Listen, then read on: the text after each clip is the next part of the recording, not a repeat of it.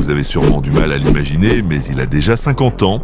Vous avez très probablement entendu parler de lui ou vu ses vidéos, car presque chacun de ses combats s'est transformé en montage légendaire ou en mêmes amusants. Pretty sure you're gonna do the same thing. You shut your fucking mouth. You shut your fucking mouth. Ah, fuck. Nobody don't want to hear you talk.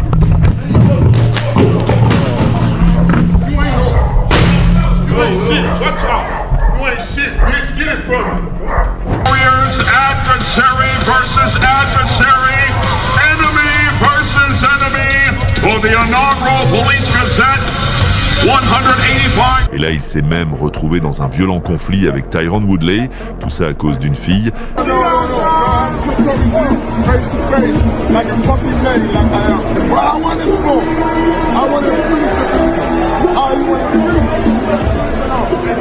Voir ce grand-père se moquer de ses adversaires, et croyez-le ou non, il combat toujours.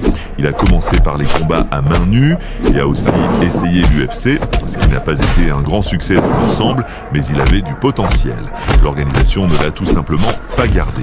Malgré son âge, Lombard semblait plus vif, plus explosif, plus dangereux, fracassant la tête de son adversaire avec de lourds coups de poing.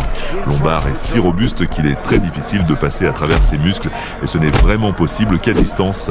Il rappelle un peu Tyson, mais Hector n'aimait pas combattre à distance à cause de ses bras courts et réduisait toujours la distance, submergeant ses adversaires par une pression pure et simple. Ses adversaires paniquaient tout simplement et essayaient de fuir, incapables de répliquer. Mais cela ne suffit toujours pas à Lombard, il a alors recours à des tactiques illégales, bien que honnêtement je n'arrive pas à comprendre pourquoi.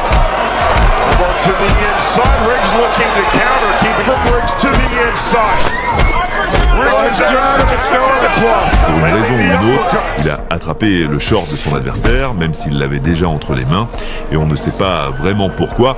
La conséquence a été qu'il a gravement blessé l'œil de son adversaire, mais les juges lui ont tout de même attribué la ceinture. Après le combat, avec la ceinture de championnat déjà entre les mains, Hector a de nouveau dépassé les bornes. C'était le pas de trop et l'univers ne laisse pas passer ce genre de choses.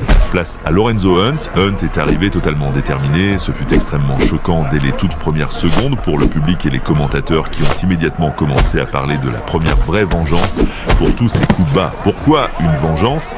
Lorenzo s'est comporté exactement de la même manière. Il s'est moqué d'Hector, il a fait des grimaces et dit des choses désagréables sur le ring, pendant que Lombard essayait de rassembler ses forces et de riposter.